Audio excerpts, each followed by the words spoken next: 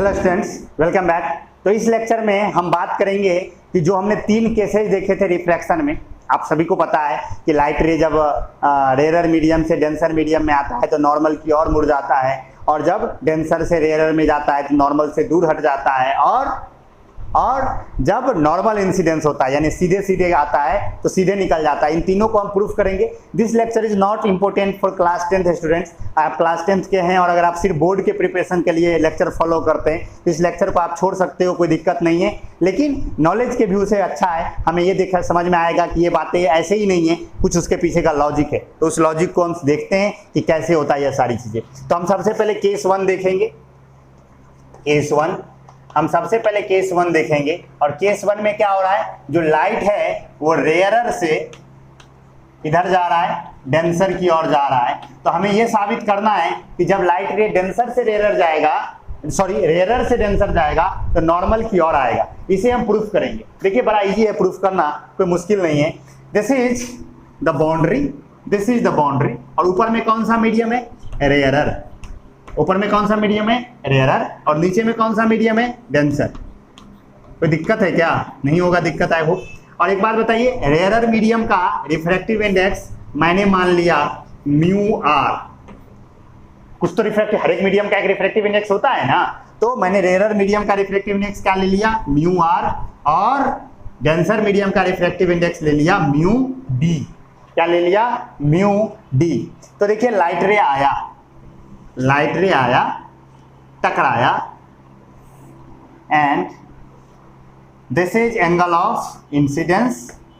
अब ये गया एंगल ऑफ, ये हो गया रेक्टिलिनियर प्रोपगेशन। अब हमें ये साबित करना है, हमें ये पता है कि लाइट रे नॉर्मल की ओर आएगा, लेकिन हमें ये साबित करना है कि लाइट रे नॉर्मल की ओर आएगा। ये हमें मैथमेटिक्स से साबित करना है। यानी कि अगर आप देखो, अगर मैं ये कर रहा हूं, मुझे तो ये पता है कि लाइट ऐसे जाएगा, and this will be angle of refraction, this will be angle of refraction। तो हमें ये पहले से ही पता है, लेकिन हम मैथमेटिक्स से यह साबित करेंगे। और मैथमेटिक्स से हम क्या साबित करेंगे, ये सच में देखो तो ये क्या हमारे पास स्टेटमेंट है कि angle I is greater than angle R, यानी I जो है वो R से ग्रेटर है। I have to prove this। मुझे ये प्रूफ करना है कि एंगल I एंगल R से बड़ा होगा। अगर मैं ये साबित कर दूं कि एंगल I एंगल R से बड़ा होगा तो ये साबित हो जाएगा कि लाइट नॉर्मल की ओर आएगा। नहीं, क्योंकि R छोटा होने का मतलब क्या है, नॉर्मल की ओर आ गया। बड़ा होता R तो नॉर्मल से दूर चला जाता। तो मुझे ये साबित करना है कि जो I है वो R से बड़ा होगा। तो देखिए मैं इसे प्रूफ करके दिखाता हूँ, आई होप आपको समझ में आ जाएगा। बस ध्यान से देखिएगा प्रूफ। मैं प्रूफ करने की ओर चलता हूँ, बस 2 से 3 लाइन में प्रूफ हो जाएगा, कोई बड़ा भयंकर काम नहीं है। आप स्नेल्स लॉ लगाइए, फ्रॉम स्नेल्स लॉ। आप कौन सा लॉ लगा दो, स्नेल्स लॉ लगा दो। तो स्नेल्स लॉ जब लगाओगे तो क्या हो जाएगा तुम्हारा, स्नेल लॉ कहता है कि sine I by sine R is equal to mu two 1, that is equal to mu 2 by mu 1। क्या कोई दिक्कत है? नहीं होगा। तो यहां पर देखिए, in this situation sine I by sine R is equal to mu 2। यहाँ कौन है, म्यू 2 यहाँ कौन है, डेंसर, और म्यू 1 कौन है, रेयरर। तो क्या मैं इसे लिख सकता हूँ mu D by mu R. क्या कोई दिक्कत है, mu D by mu R, क्योंकि मेरा सेकेंड मीडियम डेंसर है तो मैंने म्यू डी लिख दिया, और फर्स्ट मीडियम मेरा रेयरर है तो इसे मैंने म्यू आर लिख दिया। तो जरा इसे गौर से देखो। बट हम क्या जानते हैं, हम जानते हैं कि mu D is always greater than mu R. हमें ये पता है कि म्यू डी हमेशा क्या होता है, म्यू आर से बड़ा होता है। यानी इस इक्वेशन में देखो तो म्यू डी जो न्यूमरेटर है वो डिनोमिनेटर से बड़ा है, और कोई भी ऐसा फ्रैक्शन जिसमें न्यूमरेटर डिनोमिनेटर से बड़ा होता है, न्यूमरेटर किससे बड़ा होता है, डिनोमिनेटर से बड़ा होता है। जैसे 5/3, 5/3 में देखो 5 बड़ा है 3 छोटा है, तो न्यूमरेटर बड़ा हो और डिनोमिनेटर छोटा हो तो वो फ्रैक्शन का वैल्यू क्या होता है, 1 से बड़ा होता है। तो यानी कि हम यहाँ पर ये देखें तो देयरफॉर हम लिख सकते हैं कि mu D by mu R will be greater than 1। Mu D by mu R क्या होगा, 1 से बड़ा होगा। और अगर ये 1 से बड़ा होगा, अगर ये 1 से बड़ा होगा तो जरा ध्यान से देखिए, हम ये कह सकते हैं क्या कि sine I by sine R, चूंकि ये किसके बराबर था, mu D by mu R के, तो ये भी किसके बराबर होगा, 1 से बड़ा होगा। क्या लिखना कोई गड़बड़ी है क्या?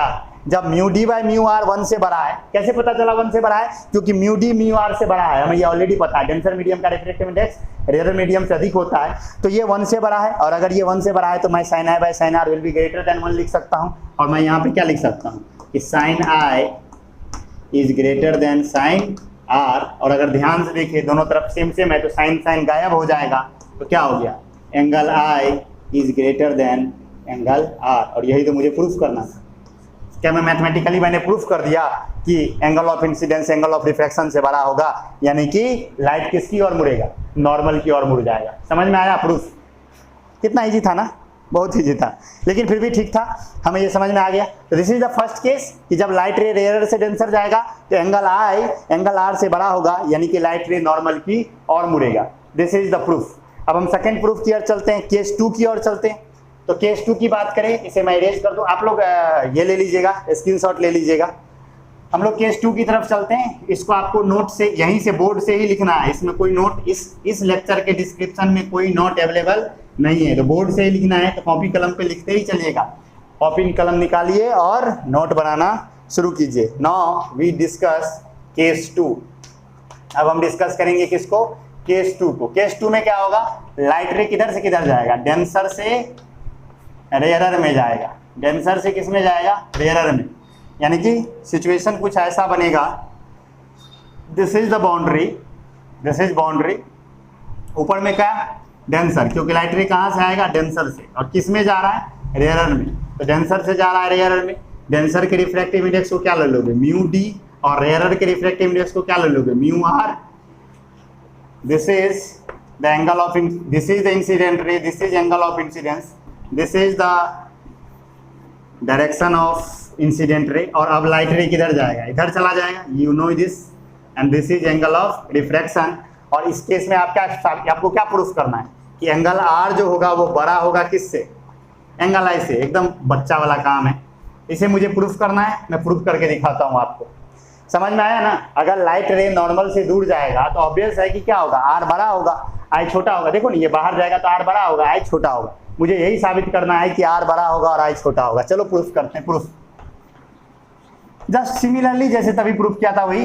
पहले क्या? Snell's law, from Snell's law. कितने बच्चे तो ऐसे होंगे जो समझ गए होंगे इस बात? समझ गए कि नहीं समझ गए? बिल्कुल समझ गए होंगे सर, एकदम वही स्टेप होगा। स्नेल लॉ लगाएंगे, sine I by sine R लगाएंगे। Sine I by sine R equal to mu two 1 होता है ना, mu two 1 that equal to होता है म्यू 2 बाय म्यू 1। होता है कि नहीं होता है? तो यहाँ पर देयरफॉर यहाँ क्या लिख देंगे?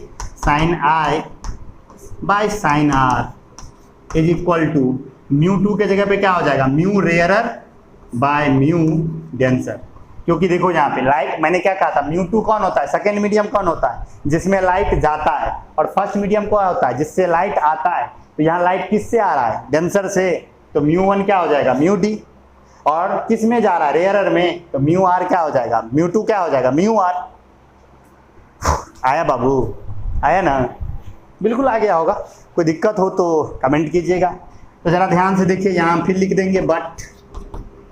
हम सभी ये जानते हैं, लिखेंगे बट क्या? Mu D is greater than mu R. ये हमें पता है कि डेंसर मीडियम का रिफ्रैक्टिव इंडेक्स क्या होता है? रेयरर से बड़ा होता है। तो इसमें क्या अगर आप इस फ्रैक्शन को गौर से देखो तो रिफ्रैक्टिव इंडेक्स, रेयरर मीडियम का रिफ्रैक्टिव इंडेक्स ऊपर है और डेंसर मीडियम का रिफ्रैक्टिव इंडेक्स क्या है? नीचे है। तो रेयरर बाय डेंसर जब करोगे तो एक से बड़ा मिलेगा या छोटा? न्यूमरेटर बड़ा या डिनोमिनेटर? तो डिनोमिनेटर बड़ा, क्योंकि डेंसर का रिफ्रैक्टिव इंडेक्स डिनोमिनेटर में है ना। तो डिनोमिनेटर बड़ा और न्यूमरेटर छोटा। और न्यूमरेटर छोटा और डिनोमिनेटर बड़ा तो क्या होगा?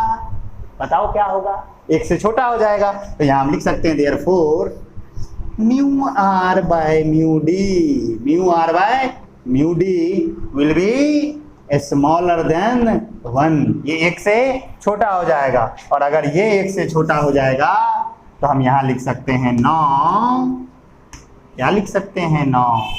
ये लिख सकते हैं now sine I by sine R will be smaller than 1, क्योंकि ये इसके बराबर था। और अगर ये एक से छोटा है तो ये भी एक से छोटा होगा। तो यहाँ हम लिख सकते हैं कि साइन आई, अब तो तुम लोग समझ गए होगे कि मास्टर पुराना ही बात कर दिया फिर से। Sine I by sine R, sine I will be less than sine R. तो यहाँ आप लिख सकते हो I is less than R, और यही तो हमें साबित करना था कि R बड़ा है और I छोटा है, यही साबित करना था ना। देखो यही तो साबित करना था, तो साबित हो गया ना। तो ये भी हमें समझ में आ गया, मैथमेटिकली हमने प्रूफ कर दिया। यानी कि कोई अगर हमसे ये कहे कि तुम ऐसे ही कह देते हो नॉर्मल से दूर जाएगा, नॉर्मल की ओर आएगा, साबित कैसे करोगे? एकदम इस मेथड से हम क्या कर सकते हैं, उसे साबित करके दिखाएंगे, देखो बेटा ऐसे होता है। और वो कहेगा कि नहीं हम स्नेल लॉ पे ही भरोसा नहीं करते हैं, तो बस ऐसे बच्चे से कोई डिस्कशन करना ही नहीं है। हमेशा याद रखिए लॉज का कोई प्रूफ नहीं होता है, जो लॉज होता है उसका एक्सपेरिमेंटल एविडेंस होता है। कोई कहेगा स्नेल लॉ को साबित करके दिखाओ, हम कहेंगे नहीं पॉसिबल है। कोई कहेगा न्यूटन्स लॉ को साबित करके दिखाओ, नहीं कर सकते हैं। हम उसका एक्सपेरिमेंटल एविडेंस दे सकते हैं। एक्सपेरिमेंटल एविडेंस मतलब एक्सपेरिमेंट करके दिखा सकते हैं कि देखो ये लॉ वैलिड है। समझ गए ना बात? उसको जैसे मान लो कोई स्कूल ये रूल बनाता है कि हम 8 बजे से डेली स्कूल खोलेंगे, तो कहेगा इसको साबित करके दिखाओ मैथ से। कौन साबित कर सकता है? उसका तो सबूत है, चलो ना 8 बजे उसके गेट पे खड़ा होंगे, स्कूल खुलेगा, बच्चे आएंगे, इट मीन्स स्कूल 8 बजे से चलती है। तो लॉ का कोई प्रूफ नहीं होता है, और लॉ पे हमें भरोसा करना ही पड़ता है। समझ गए? लॉ बड़े लोगों ने लॉ दिया है, तो लॉ कैसे गलत हो सकता है? तो स्क्रीनशॉट ले लीजिए इसका, और हम लोग केस 3 की ओर चलते हैं। जब क्या होगा, नॉर्मल इंसिडेंस होगा। हमें ये साबित करना है कि जब नॉर्मल इंसिडेंस होगा तो क्या होगा, लाइट सीधे निकल जाएगा, कोई बेंडिंग नहीं होगी। यही होता है ना, नॉर्मल इंसिडेंस के केस में क्या होता है, लाइट सीधे निकल जाता है, कोई बेंडिंग नहीं होती है। उसे ही मुझे साबित करना है केस 3 में। तो यानी कि केस 3 प्रूफ करते हैं हम। छोटा सा ये लेक्चर, आखिरी केस 3 कौन सा, नॉर्मल इंसिडेंस। नॉर्मल इंसिडेंस हमें साबित करना है, तो नॉर्मल इंसिडेंस हम साबित करने जाएंगे। चलो करके दिखाते हैं, नो बेंडिंग। तो चलो भैया, this is boundary, this is incident ray, and हमें ये पता है दिस इज रिफ्रैक्टेड रे, सीधे निकल जाएगा। This is medium 1, this is medium 2। भगवान जाने मीडियम 1 का रिफ्रैक्टिव इंडेक्स क्या है, कौन रेयर है कौन डेंसर है, भगवान जाने। हाँ, ये हमें पता है कि रिफ्रैक्टिव इंडेक्स 1 का 1 है और 2 का 2 है, यानी μ1 μ2 दोनों का रिफ्रैक्टिव इंडेक्स है। जरा एक बात बताओ तो, जरा यहाँ गौर से देखो, इस सिचुएशन में गौर से देखो, यहाँ आई की वैल्यू कितनी होगी, 0 डिग्री या 90 डिग्री? किसी बच्चे को ये नहीं आ रहा है कि 90 डिग्री होगी, 0 डिग्री होगी भाई, क्योंकि नॉर्मल के ऊपर में ही क्या है, नॉर्मल भी इसी पर है और लाइट भी उसी पर है, तो आई की वैल्यू कितनी हो जाएगी, 0 डिग्री। इस सिचुएशन में आई की वैल्यू कितनी है, 0 डिग्री। तो जरा ध्यान से देखिए, इसे मैं यहाँ लगाता हूँ, इसे मैं यहाँ लिखता हूँ और मैं कहता हूँ from Snell law, from Snell's law हम यूज करेंगे। तो हमारे पास है sine I by sine R is equal to mu two one है कि नहीं है? तो एक बात बताओ, तो यहाँ से देयरफॉर सोचो साइन आर बराबर क्या हो जाएगा, जरा देखो तो साइन आर बराबर क्या हो जाएगा, क्या sine I by mu two 1 होगा कि नहीं होगा? लिख सकते क्या? अच्छा, साइन आई की वैल्यू कितनी है यहाँ पे, 0 डिग्री, क्योंकि लाइट नॉर्मल इंसिडेंस में आई की वैल्यू कितनी है, 0 डिग्री। तो क्या मैं इसे लिख सकता हूँ sine 0 degree upon mu two 1, लिख सकता हूँ क्या साइन आर की वैल्यू? अरे लिख सकता हूँ कि नहीं लिख सकता हूँ? जरा गौर से देखिए, इस फॉर्मूला को वहाँ ले चलते हैं। यहाँ हम जानते हैं बट, क्या but, no if no but मतलब लेकिन, हाँ बट, तो क्या हो जाएगा, but sine 0 is equal to 0। जिन बच्चों ने ट्राइगोनोमेट्री पढ़ा होगा उन्हें पता है कि साइन 0 की वैल्यू कितनी होती है, 0 होती है। तो जरा इस वैल्यू को यहाँ रख के देखो, तो साइन आर बराबर क्या हो जाएगा, साइन आर बराबर हो जाएगा 0 अपॉन म्यू टू 1, हो जाएगा कि नहीं हो जाएगा? क्योंकि साइन 0 की वैल्यू तो 0 होगी, तो 0 अपॉन म्यू टू 1। तो साइन, अब आप जानते हो कि 0 में किसी चीज़ से भाग देने पर क्या होता है, 0 में भाग देने पर किसी चीज़ से क्या होता है, 0 ही मिलता है। तो sine R is also equal to 0। और अगर ऐसा होगा तो साइन, किस एंगल के लिए साइन की वैल्यू 0 होती है, 0 डिग्री के लिए, तो R is also equal to 0 degree.